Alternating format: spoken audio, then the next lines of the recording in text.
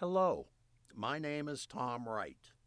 I am a volunteer producer at CTN, the cable access television station in Ann Arbor. I have had the honor of working with them for over 10 years. They are now celebrating 50 years of serving our community. Today we are introducing the Ann Arbor Public Schools CMPP Magnet Program videos for broadcast on CTN after a brief hiatus. Thank you for your time and consideration.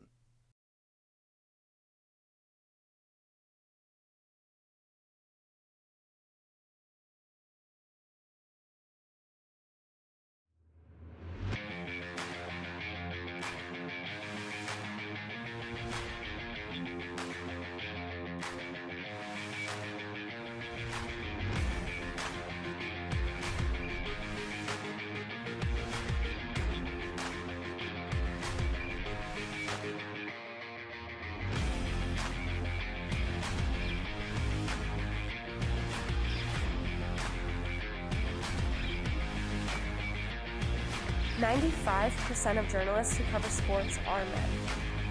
Which begs the question, where are the women? Here's a good example. I've covered the NBA Combine sometimes, like either social media or reporter. And I remember like walking through the gym with all the NBA scouts that were there and then the college players who were there. I want to say I was one of maybe 2 or 3 women in the entire place. And you're talking about hundreds of people in there. I will do a spring football game today where I will probably be the only female there. And that is every weekend, every job that I do. It's very rare that there is another female on the crew. In 2021, the sports media industry was given a gender grade of F on the Associated Press Sports Editor's Gender and Racial Hiring Report Card. But the problem begins in college, creating a pipeline issue for women in the sports media industry. In fact, a 2022 study from Ithaca College found the disparities in enrollment between men and women in university sports media programs. At Butler University, the sports media program enrolled 76 men and only 22 women. At Oklahoma State University, 97 men and 29 women. At Ithaca College, 116 men and only 19 women.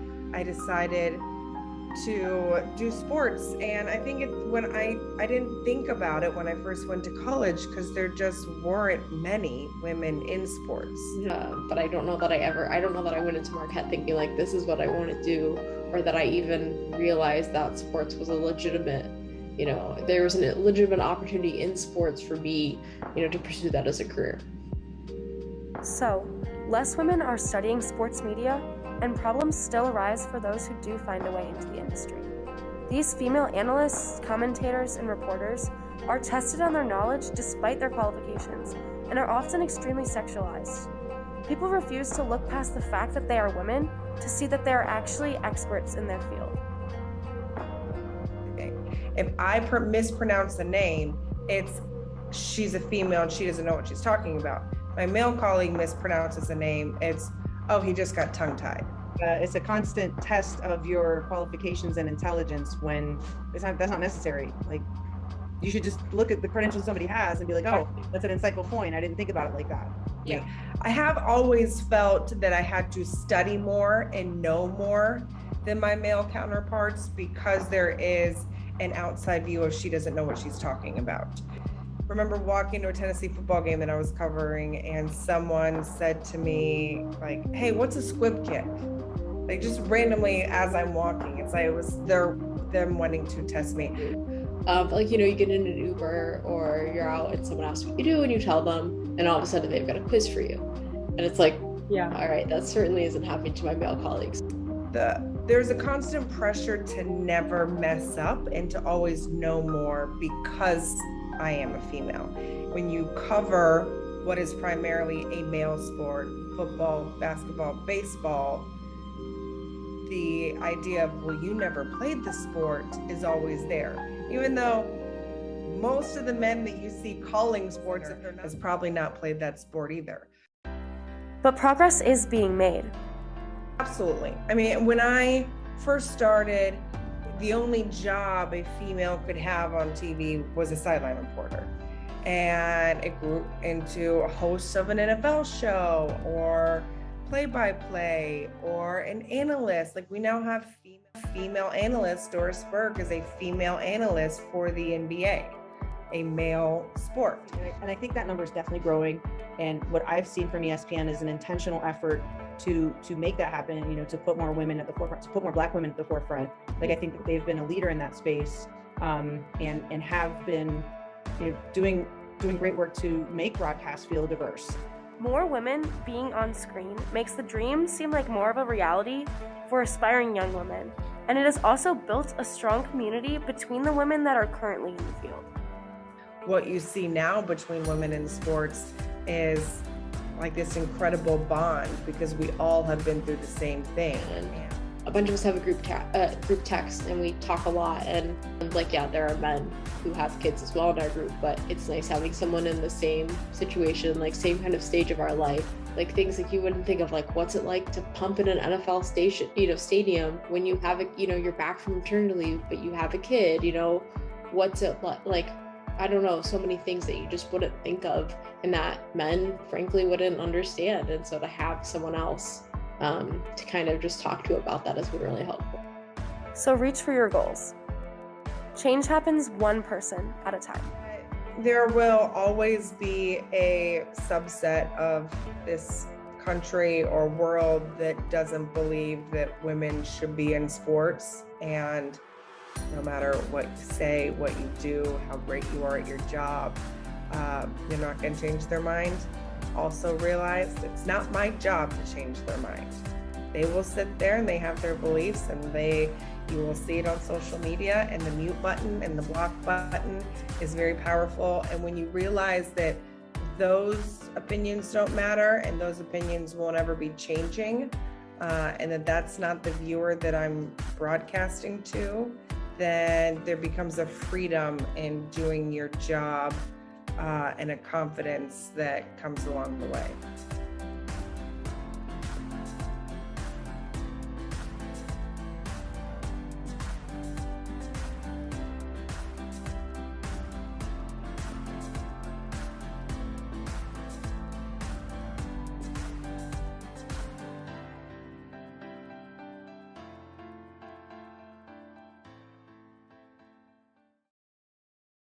And you say that Putin has telegraphed, what his aims are and that he's not a thug. Well, look, I would like you to explain to me how he and us can justify the trumping up of this hysteria in the Crimea, which has given the Russians the ability to do what they're doing. The extremism didn't come from Russia.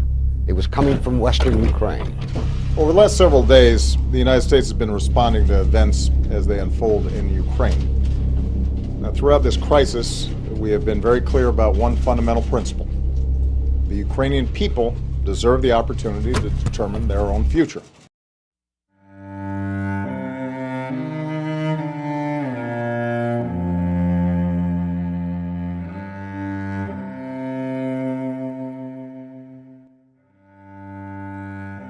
See, the war actually for Ukrainians, the war didn't start on February 24. The war started 8 years ago in Donbas region. Since then, around 16,000 people, Ukrainian young people, men and women, already died. So there was a kind of low-grade simmering war that Putin was keeping there. The talk started again that he is pulling a lot of new military into Ukrainian borders. I personally didn't take it seriously, so I didn't expect then, and I was totally shocked that when the full invasion started. We have relatives in Kyiv, which is central Ukraine, the capital. Some of my family, they spent nights in shelters, basically almost every night, especially was really bad in Kyiv. They are in this extremely dangerous situation. So we know people, so some families, some friends that are fighting there. My sister, personally, my sister is working as a volunteer, so she bakes nutritional bars for soldiers. She also is working to bring some medication for children, the orphans of the war and refugees. A lot of children who are separated from parents, who are killed, who lost everything. And so that's another thing that my sister also is helping. There are children who comes to their house and she just gives shoes and clothes because they don't have anything. They lost everything. What changed for us that we have my nephew 9 years old and my niece 7 years old here with us. The reason they came here because they were so afraid, especially my niece, to go to shelters and all the sirens at night. And so she was crying, said, "Mommy, I don't want to die." And so that's why my sister decided to send them to United States. They walked 15 miles to Polish border on foot to reach the border. And so they went to Poland and then flew to Italy, and from Italy they flew by themselves to the United States. So now they enrolled in Thurston Elementary, and so they're going to school here, and so they live with us. So the life is different. It's like before and after. So this is an after. So we live in a different reality, and psychologically it's difficult. Not physically, but psychologically it's difficult. So it's first thing in the morning, what I do, I read the news. Every 2 hours, I read the news because the news constantly changes. There are so many more civilians killed than the military personnel. Only just about over 500 Ukrainian soldiers were killed, but a civilian, it's in thousands. It's in thousands because the Russians are targeting civilians and children, schools, hospitals. It's horrifying and it's unthinkable. And what can you say? It's a crime, and they should answer in God. There is no word. There is no word. It was very scary in the first 2 weeks, especially of the war. Very scary. So it was just like something was holding me inside, and I was just, I just couldn't sleep. I couldn't eat. I couldn't concentrate. Right now, I'm more back to normal, and it's because I see the situation, I see the help, I see how Ukrainian people are fighting, and also I talk to my relatives. I talk to my cousin in Kyiv, and she is so optimistic. I call her, and she's I'm in shelter right now. We organize some games, we plant flowers, and she's talking. At the time the Russians are dropping bombs in Kiev. So they were at that point more optimistic than we are. So that's how, we support each other. We talk to each other and analyzing the situation, I guess. And the most difficult is also to be here and not being able to do anything. So it just helped that trying to raise money, because I believe that money will help Ukraine. So not just post on Facebook or we're praying for you, we're thinking of you. I believe that money, financial help right now, that's what's going to change the outcome of the war. And so that's what I'm trying to do, at least. On May 9th, Biden signed Lend-Lease, and that's what's going to decide the outcome of the war. And I believe that it just takes one person to change the outcome of the future of the whole world. I believe. I'm being optimistic more than 2 months before, and I'm sure that the victory is coming. It's just the question when and how many life is going to be lost before it happens.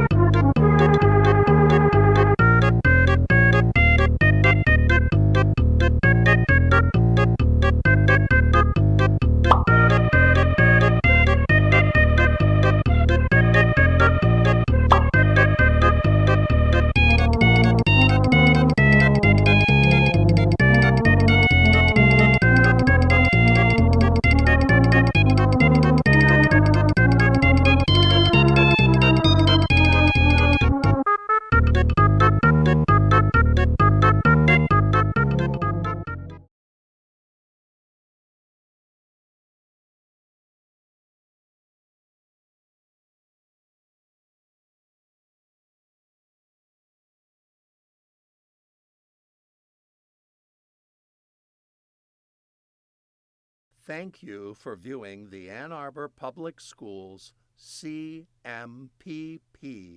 Magnet Program videos.